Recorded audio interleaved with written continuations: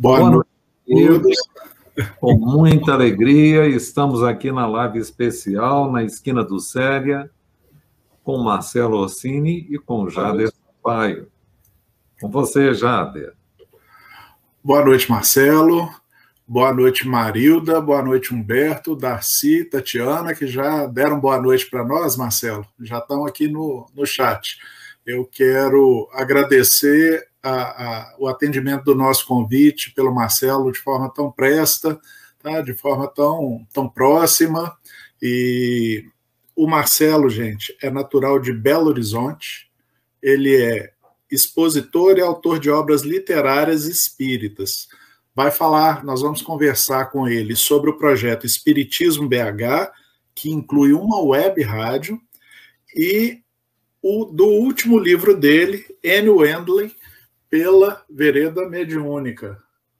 Vamos ver se dá para mostrar aqui a capa do livro, N. Wendling, que é um livro com muita informação, não é um livro fininho, não. Tá? E fala desse médium, tá? Do qual a gente teve a oportunidade de conhecer enquanto encarnado, até descrever alguma coisinha sobre ele no Espiritismo Comentado. Né? Marcelo, bem-vindo aqui. Tá? Jader, eu que agradeço sinceramente, de coração, o convite e a oportunidade que vocês nos oferecem. Muito obrigado. Bom, Marcelo, vamos começar conversando sobre o Espiritismo BH, né, que é o seu programa. Como que ele surgiu? Quantos programas você já gravou? Qual que é a sua audiência, entre aspas, que não é bem uma audiência? E como é que foi a divulgação dele fora de Minas e no exterior? Conta para nós um pouco. Ok, vou dissertar um pouco para tentar abarcar todas as suas perguntas aí. Na verdade, eu não sou espírita de berço. Eu aderi à doutrina em 94. E o Espiritismo BH foi um projeto idealizado em 2008. Então já havia esse passado lá, né? 14, quantos anos? 6 e 8, 14 anos depois. Então a gente já tinha uma experiência de conhecimento da doutrina depois desses anos todos, né? Porque eu sempre tive uma certa sintonia com o estudo da doutrina, do Evangelho. A gente também já estávamos coordenando atividades doutrinárias na nossa casa espírita, que é uma casa de muito afluxo de público, muitas tarefas, né? A Fraternidade Espírita Irmão Glaucus. Então, nós sentimos assim, a gente sabia que eu sempre quis, como é que a gente divulga mais essa doutrina, né? A gente ficava com essa preocupação. Não tinha como, espiritismo não tem rádio FM, né? Não tem canal de TV, pelo menos não é comum isso aí. Sim. E a internet nos deu essa oportunidade da gente começar a divulgar a doutrina. E então eu comecei a idealizar uma maneira de fazê-lo que fosse mais agradável. Em vez de pensar em colocar pessoas fazendo palestras, eu pensei nesse modelo que você está fazendo aí, fazer entrevistas, gravar e colocar no menu lá para as pessoas escolherem. Sim. Mas, então, para que isso fosse possível, a gente teve de tratar questões técnicas, onde que ia ser feito, como é que ia tratar vídeo, áudio, com que equipamento. Então, tinha esse lado da questão, tinha o lado de quem que eu vou convidar para fazer a entrevista, será que as pessoas vão aceitar, porque eu era um desconhecido, eu tinha colegas do meio espírita, né? Mas nós fomos aos poucos construindo isso com a ajuda de amigos e tivemos o respaldo de alguns companheiros da Tribuna Espírita que toparam fazer as entrevistas conosco para a gente iniciar. Mas eu diria a você que o que foi realmente muito importante para nós foi a resposta que o presidente da União Espírita Mineiro, o Marival Veloso, à época, ele nos recebeu, nos acolheu lá, e nós fizemos, então, quer dizer, nós começamos a idealizar o projeto em abril de 2008, começamos a gravar em julho de 2008, e em novembro a gente já estava desenvolvendo o site, entramos com o site Espiritismo BH no ar, com esse apoio, quer dizer, essa credibilidade de uma federativa, ela foi fundamental para que a gente ganhasse confiança, espaço, pudesse convidar várias pessoas. E assim nós começamos, né, a tratar assuntos doutrinários, assuntos evangélicos, assuntos institucionais, atividades de tarefas espíritas, chamamos coordenadores. Isso durou, fizemos essas entrevistas mais ou menos de 2008 a 2014. Então, foram 6 anos aí fazendo entrevistas, fizemos mais de 200. Realmente, o acervo é muito grande. É claro que nós apanhamos na parte técnica, com a qualidade do vídeo, porque o nosso equipamento era amador, eu não tinha recurso para fazer uma edição boa, então, às vezes eu colocava um chroma aqui, ficava até engraçado, porque punha imagem lá do Parque Municipal, parecia um cara puxando um burro lá, enquanto o sujeito estava dando entrevista. Mas se você pensar no conteúdo, o conteúdo, né, perguntas, respostas e tal, a coisa foi feita sempre dentro de uma didática e dentro do que a gente chama de uma segurança doutrinária, né? Nenhum assunto exógeno, tudo baseado em Kardec, baseado no Evangelho. Então, isso foi para frente a ponto de nós conseguirmos realmente fazer entrevistas muito interessantes. Por exemplo, o Marival trouxe até a minha casa o então presidente da FEB, Nestor Mazotti. Ele deu uma entrevista aqui que os colegas dele, na época, falaram que foi uma entrevista histórica, as coisas que ele revelou. Nós fizemos entrevistas com o Arnaldo Rocha, para quem não conhece. O Arnaldo Rocha foi o marido da Irma Castro, que é o espírito Meimei, né? Então, ele deu 3 entrevistas, teve muita experiência na vida dele com Chico Xavier, contou coisas incríveis aqui para a gente. A Sueli Calda Schubert, que desencarnou recentemente, esteve aqui. Esteve aqui também, como curiosidade, aquele ator Renato Prieto, que interpretou André Luiz naquele filme, né, Nosso Lar. E também chamamos expoentes aqui da Tribuna Espírita Mineira, Haroldo Dutra, o Wagner Paixão, essas pessoas que a gente tinha grande respeito pelo seu trabalho, né? Você esteve aqui conosco também. Nada é perfeito, né, Marcelo? Como é que é? Nada é perfeito. Não, é isso. Fez uma entrevista ótima sobre sincretismo religioso. Quem quiser aprender sincretismo religioso vai ter que acessar o nosso site lá. Perdão. Então, nós tivemos também, como curiosidade, começamos a aumentar o número de internautas que estavam acessando o site espiritismobh.com.br. E descobrimos que várias pessoas no exterior estavam fazendo isso, brasileiros morando no Canadá, no Chile, na Argentina, em Portugal, França, Holanda, Alemanha. E na Alemanha nós tivemos um caso que foi mais interessante, porque eu tenho um filho que casou-se lá e nós tivemos a oportunidade, foi no ano 2012, planejar uma viagem para ir ao casamento dele, né, a cerimônia. E aproveitamos e passamos por França, Holanda e Alemanha e fomos fazendo entrevistas com pessoas que nos indicaram aqui. E também nós tivemos o caso de um pessoal de Düsseldorf, uma colega nossa, a Garcita. Ela era aficionada no Espiritismo BH, ela achava uma coisa maravilhosa para os brasileiros que estavam fora, uma forma de ter contato mais próximo com a doutrina. E ela nos convidou, fomos lá, ficamos com eles lá uma semana fazendo entrevistas e palestras, coisas, né? Então foi muito boa, foi uma experiência muito boa. O pessoal do projeto Manuel Filomeno de Miranda também, todo mundo veio aqui na minha casa tomar café, comer pão de queijo e dar entrevista. Então foi basicamente essa a nossa experiência. Eu diria para você o seguinte: o site hoje ele ainda está no ar, mas ele deve ser desativado por razões tecnológicas, porque a linguagem dele está caducando. Então, eu estou tirando as entrevistas todas de lá e passando para o meu canal no YouTube, Marcelo Orsini Espiritismo. Criei uma playlist, estou jogando lá para não perder o material, né? Sim, sim. Mas material muito rico, foi muito bacana. Agora, com relação à rádio,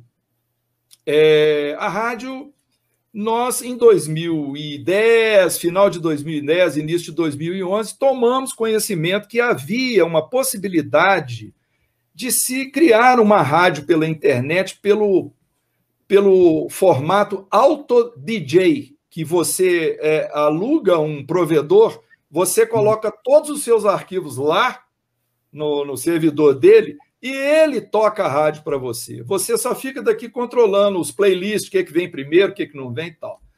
Aí fizemos a experiência e, por incrível que pareça, agora, dia 20 de julho, a Rádio Espiritismo BH completa 10 anos de existência, transmitindo 24 horas no ar as mesmas entrevistas do Espiritismo BH, mas palestras, música, estudos especiais. Nós temos pessoas que fizeram para a gente os estudos sobre Sermão do Monte, Sermão Profético, curas de Jesus, parábolas, explicando o Evangelho segundo o Espiritismo, explicando o Livro dos Espíritos. Uma colega danou a declamar poesia, então nós temos lá um cantinho da poesia, ela lê as poesias espíritas todas, temos também um programa infantil.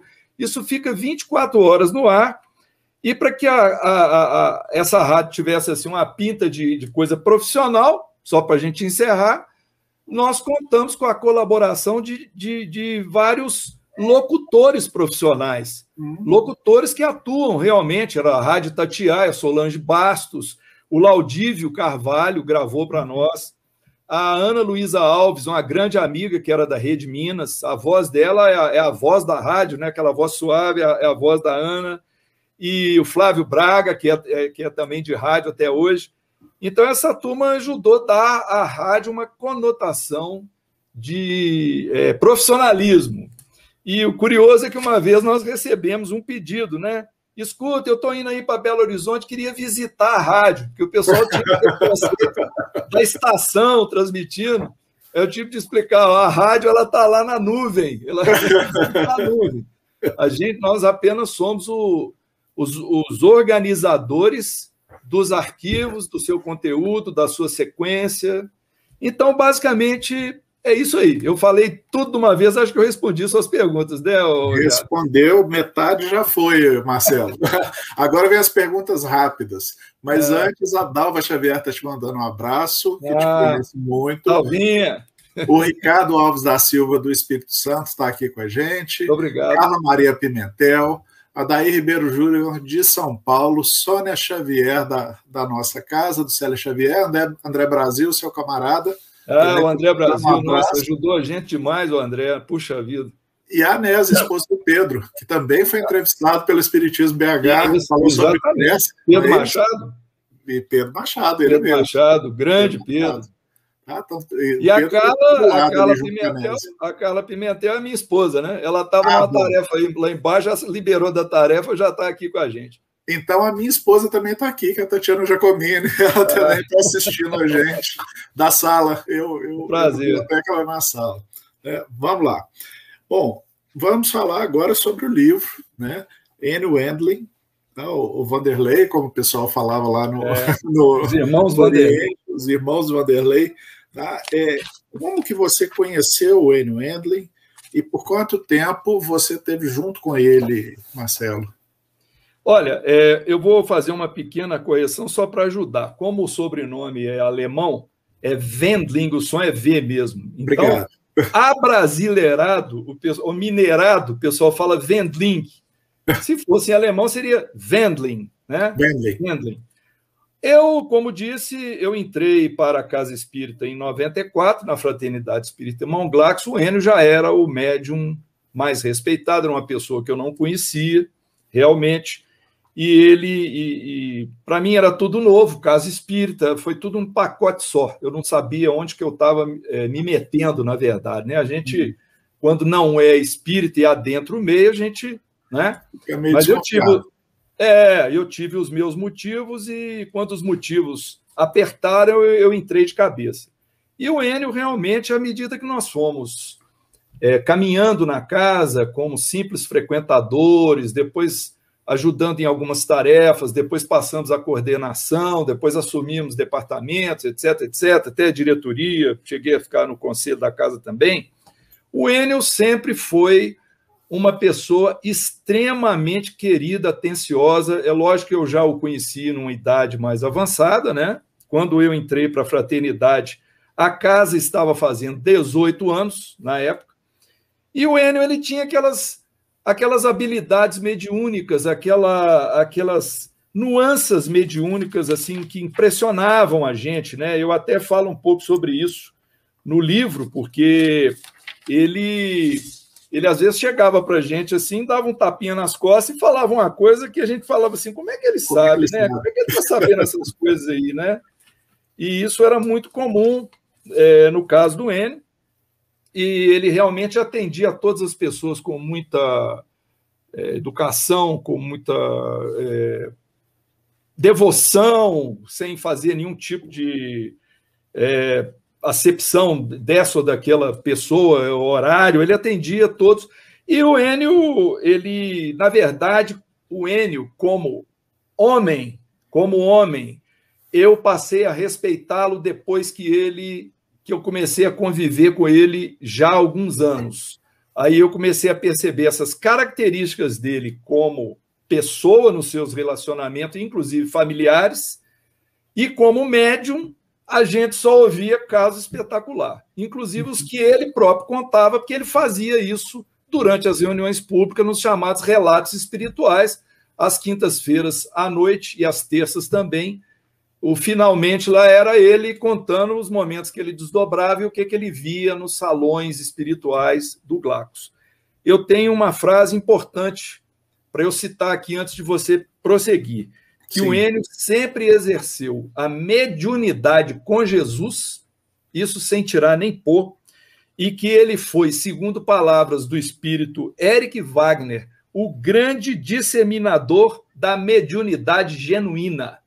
Então, eu considero isso importante, porque o trabalho do livro que você mostrou, né, Enio Wendling pela Vereda Mediúnica, ele foi um trabalho feito para destacar o médium e o que ele fez, onde ele participou, a sua vida, suas lutas, e não o autor, que eu fui apenas, vamos dizer assim, um médium da escrita organizando tudo isso. Ok, o Márcio entrou e te mandou um abraço também, e está dizendo que ele agradece a você pelo grandioso trabalho na divulgação do Espiritismo. Você é um parceiro da nossa casa e que o livro sobre o Enio encontra-se à venda na livraria da SX, graças a você, Marcelo. Isso a gente ia ter que falar de todo jeito, né? Que o livro está aí para vender. Eu estou aproveitando a deixa do Márcio. Isso é importante. Tá certo? Já que a gente está falando do livro, me diz uma coisa. Ele está na primeira, segunda edição. Qual foi a tiragem na primeira edição? Uma tiragem, 1000 exemplares. Uhum. Nós lançamos o livro quando a pandemia começou. Nós tínhamos feito um planejamento em 2019 para lançar o livro em 2020 numa reunião chamada Reunião de Terceiro Domingo, ou Reunião de Convívio Espiritual na nossa casa, onde tem manifestação dos espíritos mentores por psicofonia.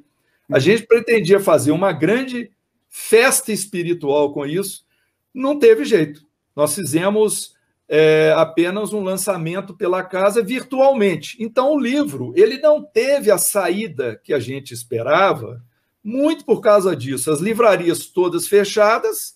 Uhum. O Enio é uma pessoa muito conhecida no nosso meio mineiro, belo-horizontino.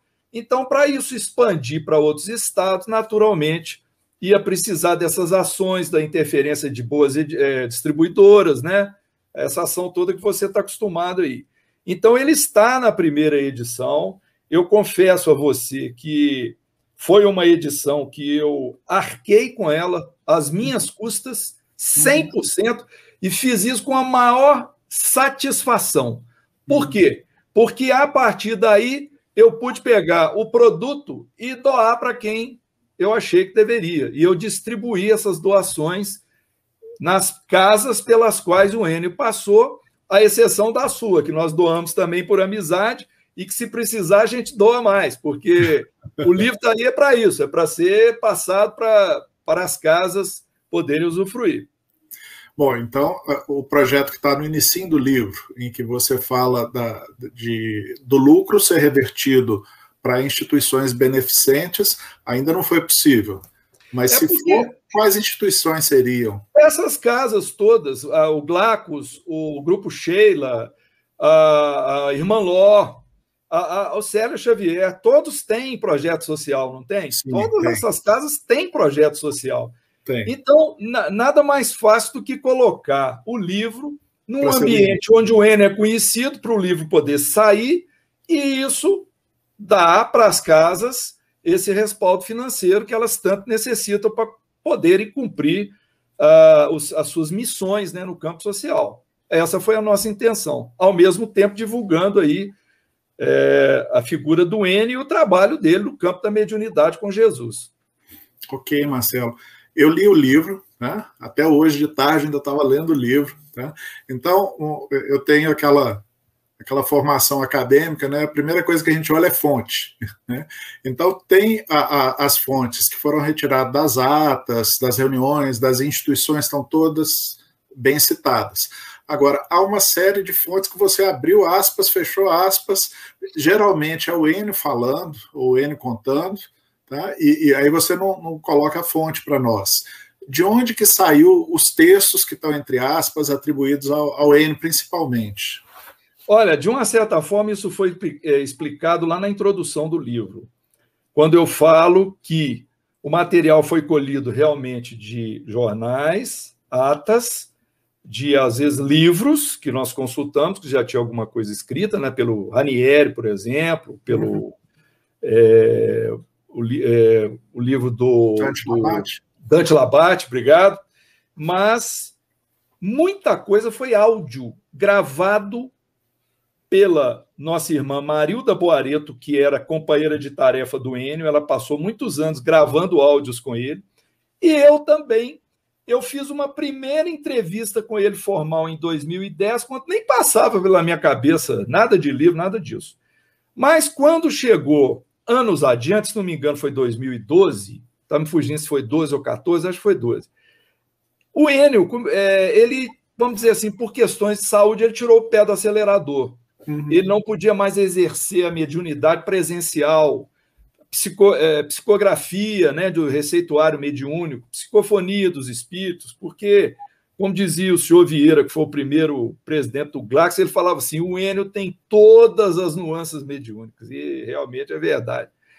E então, eu resolvi começar a fazer visita ao Enio, visita social. Ele ficava na casa dele, e eu falava, eu vou dar um pulo aí, pode? E fui para lá. E chegava lá e falava, senhor Enio, só importa de eu gravar aqui o nosso papo? Eu ligava ou um gravador ou um celular e ficava com ele ligado lá o tempo todo. Aí ele teve a percepção, depois do primeiro ou segundo encontro, ele falou assim, Marcelo, eu posso convidar meu irmão Vicente? Eu falei, senhor Enio, claro, pode, sua casa. Convido o Vicente, que era companheiro nosso do Glacos também, trabalhava lá no atendimento fraterno e tal, está encarnado, é o único irmão encarnado, é o Vicente. Então, o que acontece? Eu entendi por que ele chamou o Vicente. Ele queria contar um caso, mas ele já estava com a memória vacilante. Às vezes fazia confusão. O Enio, a gente tinha uma dificuldade com ele, todo mundo, porque o canal mediúnico dele era muito forte, ele tinha tantas memórias que ele era igual uma árvore. Ele começava aqui, pulava para esse ramo, ia para esse, pulava para aquele. Então, às vezes, ele começava uma história e acabava na terceira que ele estava contando. Para a gente juntar aquilo, quantas vezes na minha pequenez, eu ouvia o Enio e falava assim, gente, eu perguntei um negócio para ele, ele me falou tanta coisa, eu só queria saber isso. Eu ficava, às vezes, até impaciente, falei, para que ele está me falando tanta coisa? Depois eu entendi por que ele me falou tanta coisa, porque tudo foi aproveitado dessas gravações. O Vicente ajudava a rematar, a lembrar, e todas as coisas que o Enio contava que ficaram gravadas, elas fecharam, né?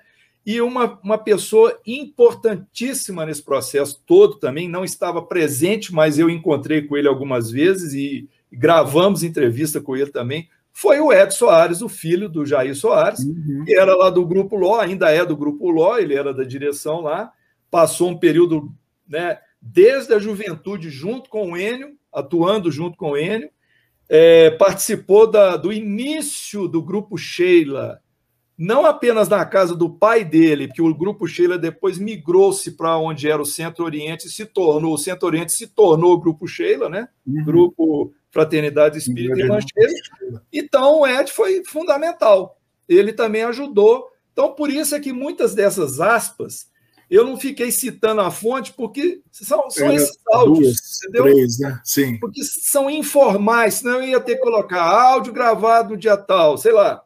Entendi. Aí eu expliquei lá no começo. Espero que tenha convencido a minha resposta. Convenceu, com certeza. Marilda Boareto foi a primeira a entrar hoje, tá? Ela está lá no inicinho aqui dos participantes. Aliás, eu gostaria Beth Caldeira entrou agora e mandou um abraço para você. Beth Caldeira Pinto. Muito obrigado. Tá? E ela conheceu o Enio. O Enio. Eu queria fazer um parênteses para falar da Marilda. Se não fosse o esforço, a iniciativa e o acervo da Marilda Boareto, não ia sair esse livro de jeito nenhum. Porque a Marilda tem uma memória espetacular, ela guardou coisas incríveis sobre o Enio, ela sabia tudo, então estava tudo assim. Eu entrei mais como a pessoa que ia escrever e organizar, mas eu precisava, Marilda, eu estou com dúvida, o que veio primeiro, é isso, aquilo? Não, foi isso, aquilo, porque ela conviveu com o Enio no Grupo Sheila e depois no Glacos. Ela foi companheira dele, inclusive, de visita fraterna, etc. Então, a Marilda é a grande mentora aí do livro, né? Esse livro do Enio Wendling. Você está vendo que eu estou ficando velho, né? Você citou o Grupo Sheila, eu falei Oriente. Não, mas o nome lá, querido, é esse porque o Centro-Oriente é o ramo doutrinário da casa, né? Eles têm a Casa Espírita André Luiz, que é o ramo social. E eu explico isso no livro, que o Centro-Oriente, a palavra foi preservada, é um departamento, é essa área doutrinária lá, né? É mais conhecido realmente como Centro-Oriente. Todo mundo fala, vou lá no Centro-Oriente. É muito raro, eu vou lá no Grupo Sheila. Geralmente se diz Centro-Oriente mesmo. Mas a minha ligação com eles é do final dos anos 70, aí você imagina, né? Pois é, então você... Mais antigo. Bom, vamos falar um pouco sobre os espíritos, tá? A primeira coisa que eu queria distinguir é o seguinte: a gente ouviu falar do Dr. Fritz, tá? O Dr. Fritz é conhecido a partir do trabalho de Herculano Pires, que escreveu um livro sobre o Dr. Fritz, e a Leida Lúcia de Oliveira, que primeiro publicou esse aqui, Arigó, o 13º Profeta, e que depois publicou Cirurgias Espirituais de José Arigó, que você me ensinou hoje que esse segundo contém o conteúdo do primeiro. Sim, é mais elaborado. Foi organizado pela Associação Médica Espírita de Minas Gerais, que assumiu o livro e deu ele o que ele merecia, na verdade, né? A grandiosidade que esse livro merecia. A Leida é uma grande amiga nossa, nós ficamos conhecendo ela em entrevista no Espiritismo BH, tem a entrevista com ela sobre o Zé Arigó, ela conta coisas incríveis. Esse livro é uma delícia ler esses livros dela aí, né? E a questão do Fritz, o Fritz é o João lá na Alemanha, né? É o nome comum, sem nenhum demérito ao João, porque nós temos o João Batista, o João Evangelista. O João é um nome grandioso, mas é para dizer que é um nome comum. Então, eu mesmo estava com uma dúvida. Aqui, hoje, nós temos na casa Olhos da Luz um Fritz fazendo trabalho de cura. Há muitos anos, um trabalho sério. Eu fiquei na dúvida, será que o Fritz lá do Olhos da Luz era o Fritz do Zé Arigó, era o Fritz Schein? Como é que é isso? Então, nós chegamos à conclusão que não, são Fritz diferentes. O Fritz Schein, por exemplo, que é mencionado no livro, ele é um Fritz que surgiu lá no início do Grupo Sheila, na casa do Jair, foi levado pela Sheila, pelo Joseph Kleber, ele foi conduzido por esses espíritos que já estavam na direção, e ele chegou lá como assistido. Ele era um espírito necessitado. Se eu contar a história dele aqui, que é maravilhosa, eu vou tirar a graça do livro do Enio. Eu acho que vale a pena ler a história do Fritz Schein, que está no livro, para ver como é que ele saiu de um espírito que chegou arrastando corrente, preso, né, manietado, né, que fala, e se tornou um grande mentor. Ele é receitista, ele é um tremendo médico espiritual, um espírito muito respeitado. O Adolf Fritz foi o espírito que trabalhou lá na época do Arigó, com grande sintonia com ele, né? E realmente os casos do Fritz com o Arigó são incríveis. E eu andei conversando com a Leida e chegamos à conclusão que o Fritz, que está aqui no Olhos da Luz, deve ser um outro espírito, não deve ser o Adolf, é um outro. Então, é difícil a gente dizer, porque é aquela história do André Luiz com o Chico Xavier, né? Não interessa o nome, não é isso? Como é que é o nome desse espírito aqui? Quem que é o cara que está dormindo ali no lar? Meu irmão, é o André Luiz. Não, então o nome dele é André Luiz. Quer dizer, pega um nome qualquer só para identificar. É uma necessidade nossa. Então, eu vejo assim como sendo o principal disso aí é como que essas entidades alemãs vieram associadas aqui ao Brasil prestar esse trabalho de alavancar o espiritismo no Brasil, né? E isso é impressionante, realmente. Bom, Marcelo, continua. Fala para nós de espíritos que são muito conhecidos em Belo Horizonte, tá? E que já tem um nome muito difundido, que é José Grosso, Palminha, José Kleber e Glacos. Sim. Fala um pouquinho. Tem muito mais no livro. Tem muito mais. Né? No início do Grupo Sheila, como o próprio Ed Soares explicou lá na casa do pai dele, do Jair Soares, o primeiro espírito que manifestou, materializado, foi pelo Peixotinho, foi a Sheila, a irmã Sheila. Então, depois da irmã Sheila, aproximaram-se esses outros espíritos. Veio o Joseph Kleber, que era um cientista alemão, né? Cientista ligado a uma coisa complicada, porque ele era da época da guerra, Segunda Guerra, ele era um dos projetistas de um armamento de grande repercussão, né, de bomba nuclear, e aí a história lá conta, né, como é que ele teve de passar por essa situação. O Fritz Schein também aproximou-se dessa forma que eu falei, também era desse meio científico, né, materialista ao extremo, mas o Joseph Kleber já era um espírito bem evoluído. O Enio falava que ele tinha grande afinidade com a irmã Sheila, os dois eram como se fosse, sempre estavam juntos, ambos, né? E então esses espíritos alemães se aproximaram no início do movimento e ajudaram a organizar as reuniões de efeitos físicos, né? Efeitos realmente de materializações luminosas, que a gente, né, tem a descrição pelos livros aí dos autores que depois você falou que vai mencionar. Sim. Depois aproximou-se o José Grosso e o Palminha. O José Grosso e o Palminha foram dois espíritos que, nessa última encarnação no Brasil, o José Grosso era do bando do Lampião. E o Palminha era irmão dele. O José Grosso era o José da Silva e o Palminha era o Antônio da Silva. Eles eram irmãos consanguíneos.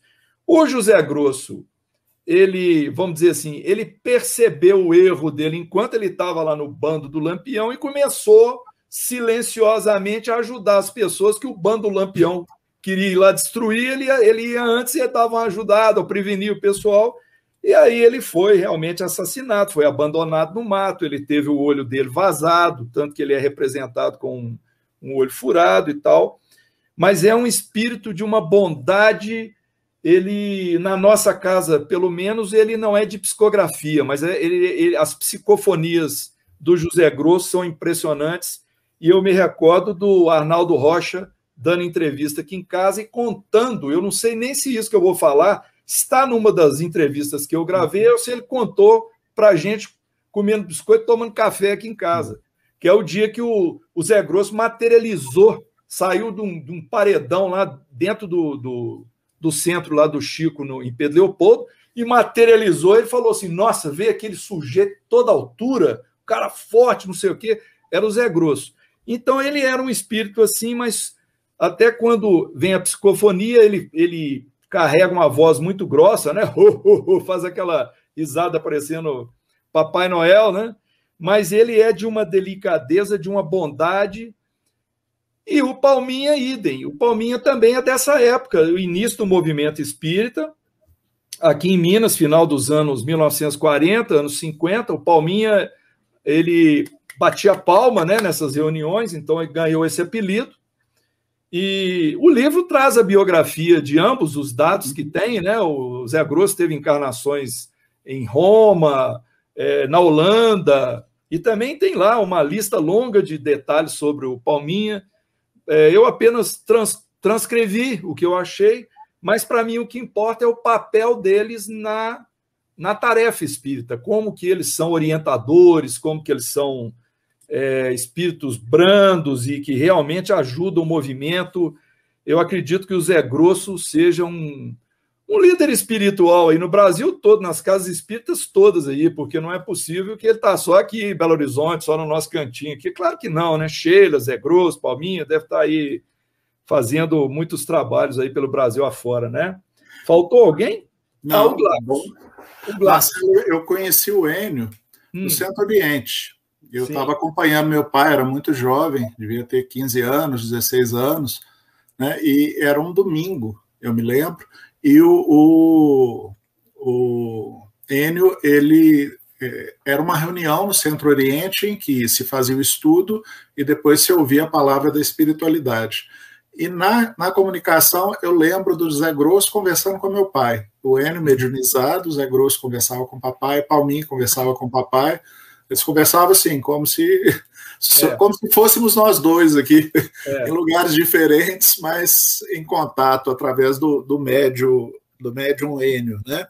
Isso era comum nas reuniões no Glacos, desde que eu entrei para lá, sempre no final da reunião tinha essas mediunizações, tinha também a reunião de convívio espiritual terceiro domingo, comunicava, às vezes chamava alguém, o coral, falava bem, falava o pessoal do coral, cumprimentava, oi fulano, como é que tá? Mas nunca, na nossa casa, nunca teve aquela manifestação para dar notícia de parente desencarnado. Sim. Não, isso, se aconteceu, foi pinçado uma ou outra vez. Geralmente era uma comunicação ao público e também orientações à direção da casa, que às vezes eram dadas nessa oportunidade de forma geral ou nas reuniões reservadas, chamadas reuniões de consultas espirituais, que aí se reuniam lá com o Glacos e com esses mentores, né? Bom, agora faltou... Não, continua, por favor, desculpa. Faltou falar do Glacos, mas se você quiser falar alguma coisa antes aí... Não, continua. Pode falar do Glacos, vamos falar do Glacos. O Glacos era... fraternidade, irmão Glacos, a gente não vai falar do Glacos. O Glacos era um espírito desconhecido do meio espírita até esse evento de 1944, dia 18 de setembro de 1944, o Enio deitado com um irmão, né, no seu quarto, quer dizer, o Enio é de 25, então ele tinha 19 anos, o Enio deitado lá para dormir, de repente uma luz intensa no quarto dele, e surge esse espírito materializado e começa a comunicar com ele. E aí tem lá, o próprio Enio relata o que ele ouviu do Glacos, é uma coisa belíssima, as palavras doces do Glacos, porque eles eram espíritos que já tinham tido experiência anterior lá em Roma. E a experiência que eles tiveram em Roma não foi uma experiência muito boa, porque o Enio tinha sido alguém que foi um traidor, vamos falar assim. A classe médica da época lá, anos 70 depois de Cristo, eles não estavam aceitando que o Glacos, o espírito da época lá, ele fazia caridade, ele atendia as pessoas de graça, a classe médica não aceitou. Então, eles combinaram realmente tirar a vida dele, e o Enio estava no meio desse pessoal aí. Então, quando houve esse retorno, primeiro tem um relato que o Glacos tem uma vida dele também relatada na Espanha como espírito Garcês, doutor Garcês, e o Enio seria o doutor Oviedo de Sarraceno, onde eles fizeram trabalhos juntos. Então, para o Enio resgatar esse débito dele com o Glacos materializou na casa dele, ele com 19 anos, e começou a avisar ele que eles iam trabalhar juntos. Lógico que o Glacos não reclamou de nada, não contou para ele as coisas que aconteceu. Eu perguntei ao Enio, o Enio me disse que todas essas revelações vieram para ele através do Zé Grosso, Palminha, que contaram para ele o que tinha havido lá atrás com o Enio, não se lembrava. Então, é a forma delicada e amorosa com que o a espiritualidade superior tratou o assunto entre os dois, ou seja, deu ao Enio a oportunidade dele servir ao Glackus como assistente dele na psicografia. O livro traz os números, são impressionantes. O que estava previsto para o Enio fazer e o quanto o Enio extrapolou o que estava previsto nessa missão dele aí, né? Então, é um relato muito bacana. Acho melhor eu não falar mais nada, não, para não tirar a graça, porque realmente é um dos trechos do livro mais queridos aí pelo pessoal, é esse que fala do Glackus Flaminius. Marcelo, falando então em gente que fez muito além daquilo que havia prometido, vem à nossa mente Chico Xavier. Chico Xavier é de 1910, o Enio é de 26, se não me falha a memória. Tá? 25. E qual que é a ligação entre os dois? O Chico, 15 anos mais velho que o Enio, eles tinham uma ligação, não tinham? Não na rotina da vida, mas tiveram encontros. Porque um deles é relatado no livro numa famosa viagem que o Enio foi para Montes Claros. Montes Claros e pararam em Pedro Leopoldo, e aí eles tiveram um encontro. E foi essa vez, e parece que numa outra oportunidade também o Chico deu conselhos para o Enio, porque o Enio estava aquele médium impetuoso que não estava dando conta da severidade do Jair Soares, que o Jair Soares era um dirigente mediúnico severo, ele não aceitava o médium sair da linha, nem isso aqui, era isso mesmo. Era o que o Enio precisava, na verdade, sabe? Essa que é a verdade. Ele precisava disso, ele sabe disso, a infância do Enio, ele era muito moleque, né? Assim como criança, muito peralta. Então teve esse encontro entre eles, e teve, inclusive tem uma coisa que eu não conto no livro, acho que aqui eu posso contar, é que o Enio estava num balcão lá, num bar ou num restaurante, numa quitanda lá para tomar um café, e viu o Chico e pensou assim, nossa, olha como é que o Chico está parecendo um sapo gordo. Pensou. Aí a hora que o Chico aproximou, o Chico, Enio, como é que vai? Ele falou, como é que vai? Eu estou aqui, né, com essa gordura toda aqui, com o peso das minhas tarefas, uma coisa assim, entendeu? Então, ele mostrou para o Enio que ele captou o pensamento dele. Isso é curiosidade, né? Mas, então, também houve casos em que o Chico visitou o Grupo Sheila, a casa do Jair, e eles se encontraram lá. Então, foi meramente isso que aconteceu, né? Os pontos que nós encontramos aí entre os dois, nós colocamos no livro. Marcelo, muitos casos de materializações luminosas e não luminosas. Semiluminosas, que fala. Semiluminosas. A gente já tem esse livro aqui, Materializações Luminosas, escrito pelo Rafael Américo Ranieri. Sim. E o Materializações Luminosas, Leis Cósmicas em Ação, do Dante Labat, que você já mostrou para a gente. Tá? Fala para a gente o que assim, vou te fazer uma pergunta ainda mais direta. A gente pega o livro Missionários da Luz.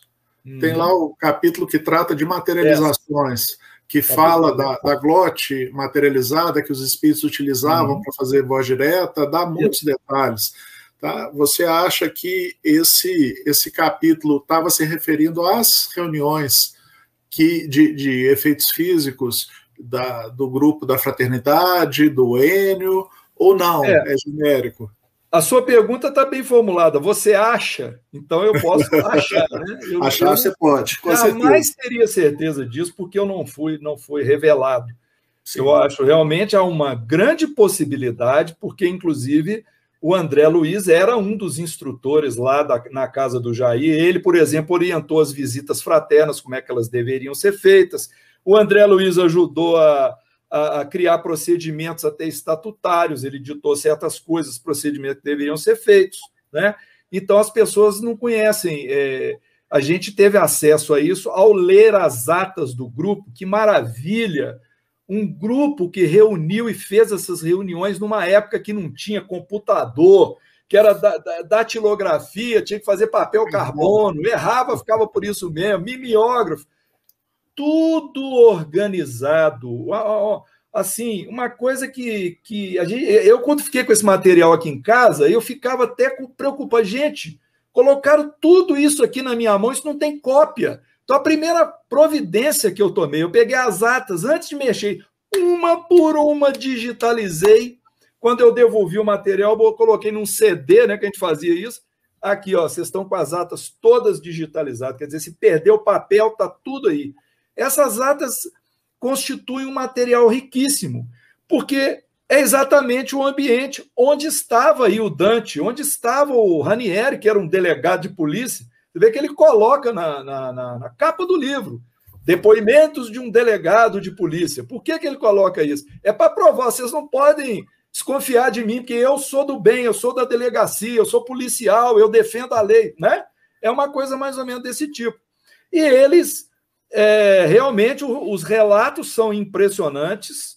Eu acho que existe um grau de confiabilidade total no depoimento deles e acho que esse livro de materializações, esse capítulo das materializações, lá do capítulo 10 do Missionários da Luz, pode perfeitamente retratar o que acontecia numa dessas reuniões, assim como o livro traz também, quando está lá na era Glacus, já na nossa casa Glacus, que eram materializações semiluminosas, o Enel tem um desdobramento e relata o que acontece.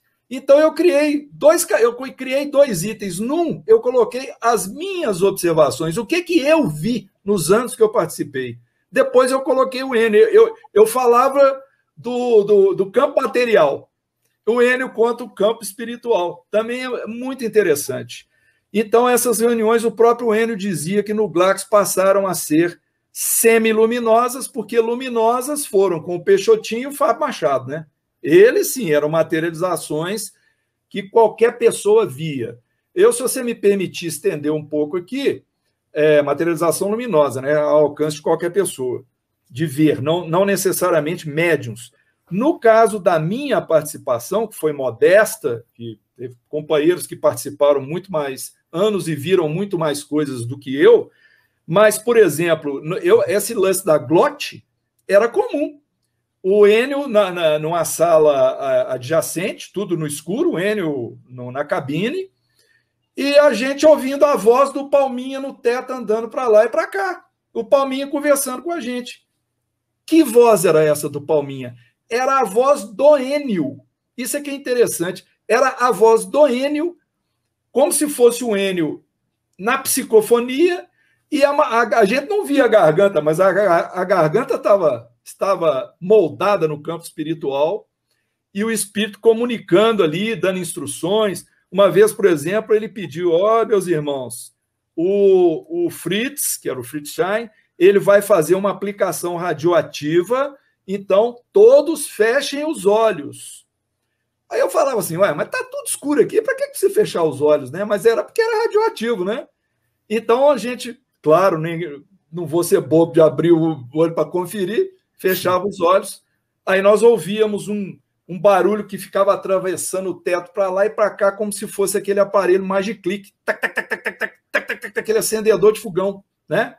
Era o Fritz fazendo a aplicação. Na verdade, essas reuniões de materialização semiluminosas no Glacus eram todas para o Fritz fazer tratamento de pessoas encarnadas e desencarnadas. Era ele que fazia isso. Agora, as materializações lá no grupo Sheila, eu descrevi várias aí, né? São realmente coisa do outro mundo, né? Se me permite um trocadilho aqui, coisa do outro mundo, realmente impressionantes. Com certeza, Marcelo. Bom, você já contou um monte de histórias de materializações luminosas, semiluminosas, tá? Tem os casos de receituário também. Eu pedi para você escolher um, ou de receituário, ou de tratamento de saúde, para dar ao futuro leitor o gostinho do que ele vai encontrar no texto. Olha, existem tantas situações diferentes, né? Você me fez essa pergunta antes, eu fiquei escolhendo alguns da minha preferência. Mas nós temos lá, no caso, por exemplo, do relato do Edson Soares, existe um paninho, um brasão lá, um negócio costurado, que foi desmaterializado de uma sepultura lá na França e materializado lá dentro do grupo Sheila, que era algo ligado ao espírito que fez esse movimento. O Grupo Ló, eu falo Grupo Sheila, era hoje o Grupo Ló, né? Irmã Ló. Então, lá eles têm um pequeno museu com todas as ceras, né? Fervia-se a cera, né? A cera fervendo lá no caldeirão, os espíritos enfiavam a mão, né, no perispírito, né, enfiava a mão ali, quando tirava, a cera secava, o espírito tirava a mão, mas não ficava o buraco do punho, não, ficava um furinho, ou seja, ficava oco por dentro e o espírito tirava a mão ali. Então, o grupo tem isso. O Zé Grosso, ele pegava, por exemplo, LP, aquele vinil, ele torcia o vinil todo, depois ele voltava ele ao normal. Ou seja, ele fazia o processo inverso e o disco voltava ao normal. Agora, dos vários fatos que estão descritos, pelo menos assim, os fenômenos envolvendo diretamente a mediunidade do Enio, eu reservei 3 aqui que são do meu gosto. Um deles, o Enio me contou diretamente. Eu tive muita dificuldade de confirmar isso, porque as pessoas não sabiam disso aqui. Então, eu consegui achar uma que confirmou, não, eu ouvi o Enio contar isso, que é a bicorporeidade. É o dia que o Enio estava aqui, trabalhando aqui no Glaxos, e foi lá na Casa Espírita André Luiz, no Rio, o pessoal viu ele lá, ele entrou e tal, aí o pessoal ligou para ele no outro dia e falou, Enio, o que aconteceu? O que aconteceu porque você veio aqui, subiu a escada, cumprimentou todo mundo, conversou com a gente e tal, depois você sumiu, desapareceu. Aí o Enio falava comigo, Marcelo, eu não saí do receituário aqui. Eu não saí de Belo Horizonte. Então, ele foi uma bicorporeidade. Ele materializou lá enquanto ele estava aqui. Houve esse fenômeno. Uma outra coisa foi um relato logo no início do Glaxos, né? Lá na Gonçalves Chaves, quando o Glaxos ainda não tinha. O Glaxos que eu falo é a Fraternidade Espírita Irmão Glaxos. Quando ele curou um menino que era paralítico. E não foi uma cura proposital. Ele não vou te curar, não. O menino chegou na cadeira de rodas. Ele encontrou com o menino na entrada da casa. E aí ele sentiu um negócio assim, como se fosse aquele negócio aquela passagem da hemorroíça, que saiu uma virtude, né, do Cristo e foi para... Ela atraiu o fluido.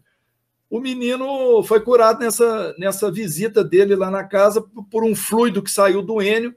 Depois os espíritos explicaram que não ia acontecer isso mais, porque se o Enio continuasse fazendo esse tipo de doação, ele não ia ter capacidade de fazer a psicofonia, a psicografia, precisava preservar o fluido dele. Mas isso aconteceu involuntariamente, e o Enio, inclusive, conta que ele encontrou-se com esse rapaz, anos depois, foi curado nessa situação. E uma outra situação que, particularmente, eu gosto muito do relato, e eu queria muito estar lá para ver, eu confesso, foi o sonambulismo anímico. O que é isso? O Enio já não conseguia falar direito, ele não concatenava as ideias mais, ele estava muito velhinho, muito doentinho, então era difícil ele reconhecer uma pessoa, ou ele lembrar de um caso, dar sequência num caso. Aí o pessoal ia dar passe nele. Então, na hora que começava o passe, ele estava deitado, ele adormecia. Daí um pouco, vinha o sonambulismo anímico. Ele falava pelo próprio corpo dele, completamente sem nenhum obstáculo do corpo físico. Ele falava normalmente. Ele voltava a ser o Enio da juventude, falava com clareza, falava coisas lindas. Então...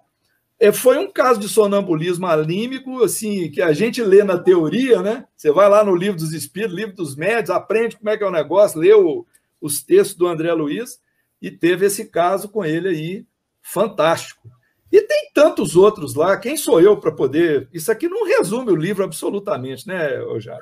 Sim, a nossa intenção é passar para as pessoas um pouco do universo que você trata no livro. Né, por que tipo de fenômeno você recuperou, né, e que tipo de situações pelas quais o Enio passou, e assim, junto com esses outros livros que a gente foi mostrando ao longo do trabalho, né, a ideia é que a gente compreenda um pouco mais, tá, o universo do movimento da fraternidade, das fraternidades, né? E a compreensão do tipo de experiência a qual vocês foram expostos e agora estão recuperando. Né? Realmente, um livro de recuperação da memória. Né? Eu gostaria de dizer uma coisa que eu considero imprescindível. É importante explicar para o público que o livro não se trata apenas de um livro de fenômenos.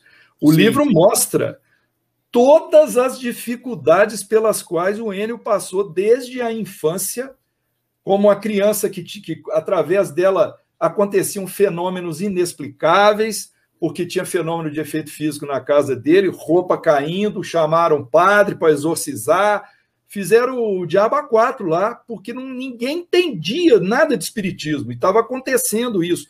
As dificuldades que o Enio teve quando ele iniciou o processo mediúnico no Centro-Oriente, pelas incompreensões dos mais velhos, né? Vem esse cara mais novo aí querendo falar isso aqui, mas eram os espíritos que estavam dando instrução através dele. Todos os óbices que ele passou, as enfermidades pelas quais ele teve de superar. Tem uma enfermidade que eu considero talvez uma das mais terríveis, vitiligo, que deforma as feições da pessoa. Ele passou por isso e foi curado pelo Dr. Floriano, o espírito. Então, o livro mostra essas vitórias do Enio. Não é à toa que o Eric Wagner falou que ele é o divulgador genuíno da mediunidade, né? Eu até anotei aqui, disseminador da mediunidade genuína, por causa disso, porque ele é a própria caracterização da mediunidade com Jesus, porque todos nós erramos, somos imperfeitos na existência terrena, mas a gente tem que conseguir, né, para sair vitorioso, superar as próprias imperfeições. Bom, essas materializações, como a gente encontra no livro, né, voltando ao tema, a gente encontra esse tipo de fenômeno hoje? Olha, eu te digo o seguinte, na nossa casa, com o Enio, elas nunca foram luminosas, só o Enio já era semiluminosa, ou seja, você tinha a audiência, a materialização da voz direta, você tinha, às vezes, você via a tal pipeta, que é um aparelhinho que fica um pontinho vermelho, assim, você custa para ver, ele ficava dançando no teto, que o Fritz ficava usando isso para poder fazer aplicações.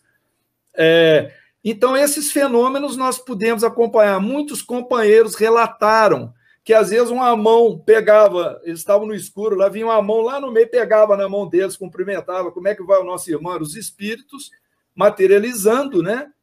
O seu perispírito, assim, densificando para poder criar esses fenômenos. Lá nos anos 48 até 50, meados dos anos 50, né, teve as materializações luminosas.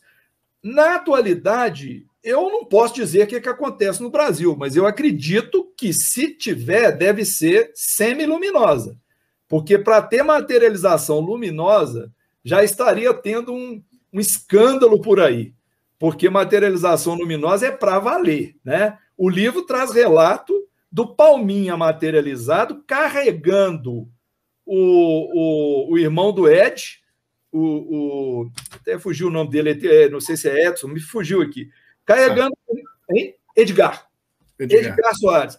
Ele carregando o Edgar Soares, o Palminha materializado, carregando uma criança de 12 anos. Olha para você ver, carregando uma criança encarnada de 12 anos. Isso era materialização para valer, graças a essa doação generosa de fluidos do Fábio Machado, secundado pelo Enio. Depois o Fábio saiu, aí o Enio ficou como médium principal. Então, eu não acredito, posso estar enganado, me desculpe, né? Eu até faço votos que aconteça ainda, mas eu creio que, se acontecer, são materializações semiluminosas. As reuniões também são conhecidas como reuniões de ectoplasmia, né? Muita gente fala isso, em vez de efeito físico, materialização chama de reunião de ectoplasmia. Então, a minha opinião é essa, né? Tomara que me contrariem aí, falem, não, tem materialização aqui sim e tal. Vai ser muito bom.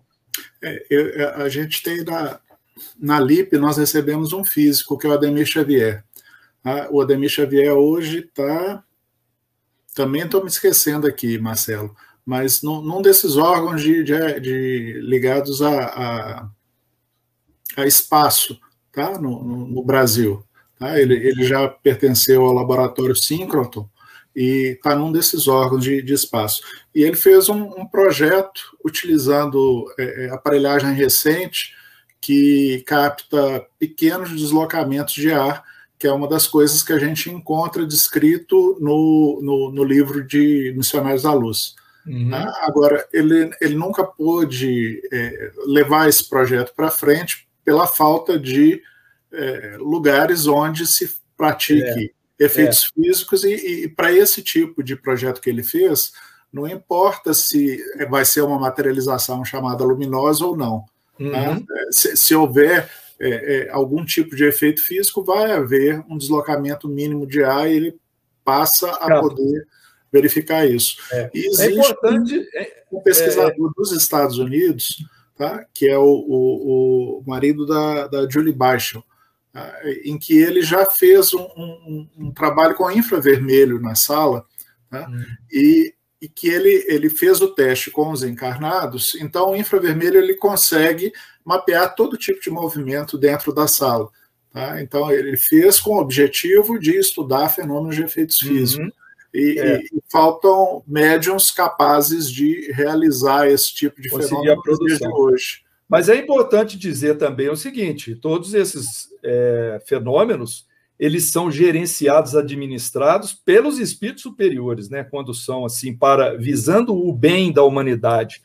Então, esse período da materialização ostensiva, que, né, qualquer pessoa vê, ele foi muito afluente nessa época, né, no início da década de 1950, mas passados alguns anos, o próprio Zé Grosso, isso está no livro, que eu tirei isso da ata, ele diz, olha, agora está na hora da gente, vamos dizer assim, parar com os fenômenos só por curiosidade, para matar a curiosidade de meia dúzia. Isso aqui é para curar, nós temos que almejar a cura das pessoas, tem que ter um objetivo útil. Então, a partir daí, os fenômenos começaram a raliar, é isso mesmo. E me lembra aqui, viu, Jada, antes que eu esqueça, que o Enio chegou a ser convidado por uma grande instituição beneficente de outro estado para poder trabalhar remunerado lá, para ele ficar com a exclusividade da mediunidade dele remunerada. Ele só falou obrigado e voltou aqui para o ganha-pãozinho dele aqui. Bom, deixa eu apresentar mais alguns livros que estão ligados. Né? Esse aqui, Ser Voluntário, Ser Realizado, tá? É uma dissertação de mestrado. Ela foi escrita pelo Yuri, que hoje é professor na Federal lá em Diamantina, que tem um nome federal não sei qual região de Minas, tá? E que é um estudo sobre os voluntários do grupo da Fraternidade Irmão Glacos. Sim, porque na época ele pediu permissão para fazer o trabalho em conjunto lá com a nossa casa e foi muito bem assessorado lá pelas relações públicas da casa. E depois eu entrevistei ele no Espiritismo BH também. Nós temos a entrevista com ele, falando sobre isso. Eu levei para um dos encontros da LIP e a dissertação dele acabou sendo selecionada pela Nádia, pela Cléria, que estavam à frente desse projeto, para poder ser publicada. Aqui, até católico, com a bênção do padre, ele encontrou trabalhando dentro do espaço do Glacos. É isso mesmo. Bom, esse aqui do Sergito de Souza Cavalcante, Sim. Oriente de Luz, tá? Eu coloquei, porque o Sergito é um dos fundadores, tá? Da Fraternidade Espírita, lá no Albino Teixeira, foi presidente da Aliança Municipal Espírita também. E ele é professor da Federal, né? Gente boa demais. Muito. E ele trata do movimento da fraternidade nesse livro. Esse livro foi uma encomenda, se não me engano, pelos 60 anos do Grupo Sheila, foi encomendado para ele escrever, e ele fez o livro sob encomenda, que conta lá as atividades do Grupo Sheila. Eu tenho esse livro aqui. Eu tenho esse aqui, eu sou Camilo Desmoulins, tá? Ele foi escrito pelo Hermínio, são sessões de recordações de vidas passadas com o Luciano dos Anjos, e eu coloquei no meio porque ele trata de um personagem que você trata do livro do Enio, que é o César Bournier. Ah, sim. O César Bournier ele é um dos que estão ligados a esse trabalho. Eu trouxe esse aqui, O Cuidado dos Mortos, já é um livro acadêmico, tá? Ele ganhou um prêmio do Museu Nacional do Rio de Janeiro, foi escrito pelo Emerson Jumbelli, que eu tive o prazer de conhecer pessoalmente, é um antropólogo, que hoje eu acho que está na Federal do Rio de Janeiro, e o Jumbelli ele vai trabalhar a FEB desde a criação, todos os processos com os médiuns receitistas no início do século XX, tá? E até mais ou menos a época do Getúlio Vargas, ele vai abordar nesse trabalho dele. Ele já tinha feito um trabalho antes sobre a assistência social espírita no Rio de Janeiro, para um projeto da Johns Hopkins University. Então, é um livro também muito rico para nós espíritas. E eu trouxe esse aqui, que tem muita gente, tá, do Oriente, do grupo da Fraternidade Irmã Sheila, e mesmo pessoas que depois foram para a Fraternidade Espírita Irmão Glacos, que é o Hospital Espírita André Luiz, da Revelação à Prática Clínica. Foi publicado pela época dos 50 anos do Hospital Espírita André Luiz, escrito pela Lucrécia e pelo Roberto Lúcio. Só de chato eu entrevistei os dois também. Eu era chato, eu convidava. Não deixava passar ninguém, né? Passava ninguém. A Lucrécia, ela veio falar sobre a evangelização. Isso. É a irmã Ló, minha querida irmã Ló, eu sou Jair. Jair a Lucrécia, ela falou para a gente sobre implantação de culto no lar com os pacientes lá do hospital. E o Roberto Lúcio também fez algumas entrevistas para nós aqui. Ah, legal. E a gente ainda consegue acessar essas entrevistas? Sim, se puder. Vou repetir novamente. Repetir novamente é ruim, né? Vou repetir. Eu acho mais fácil agora o canal Marcelo Orsini Espiritismo no YouTube. Está lá no site Espiritismo BH, mas como o site uma hora dessa ele vai acabar, eu vou preservar no canal Marcelo Orsini Espiritismo, entra na playlist, procura entrevistas Espiritismo BH. Pronto, está tudo listado lá. Ok, Marcelo, eu queria avisar a todos que estão acompanhando a gente que a gente ainda tem uns minutos e que o Marcelo pode responder perguntas, se vocês quiserem perguntar alguma coisa ou fazer algum comentário. Tá? Dos que já passaram, a Elizabeth Caldeira Pinto comentou que essa maravilhosa live me trouxe tantas recordações, que saudade desses tempos. Ela participou junto com o Enio, já tinha falado antes para nós. Elimar Chagas, que é do grupo que a gente frequenta, tá? Quanto aprendizado, obrigado. Tá? Um médium também com a faculdade mediúnica bem ostensiva. Tá? Aí eu aguardo. Se ninguém se manifestar, a gente faz a prece de encerramento, já que eu estava tão assustado que eu não fiz a prece de início. Então agora você faz uma para compensar a do início também. Vou fazer 2 vezes o tamanho da do início. Humberto Egipto está dizendo que no início do Espiritismo BH ele assistiu numerosas entrevistas, todas excelentes. O Humberto está presidente da nossa casa atualmente. Obrigado. E ele é dos tempos antigos, frequentou a Federação Espírita do Estado de São Paulo, ele tem muita história para contar para a gente sobre o Espiritismo. Ele vale a pena a gente pegar um gravador igual você fez com o Enio. Exatamente. Essas pessoas, como a gente fala na linguagem da informática, né, tem que descarregar o buffer. Você tem que tirar a memória e colocar tudo na fita lá. Tá certo.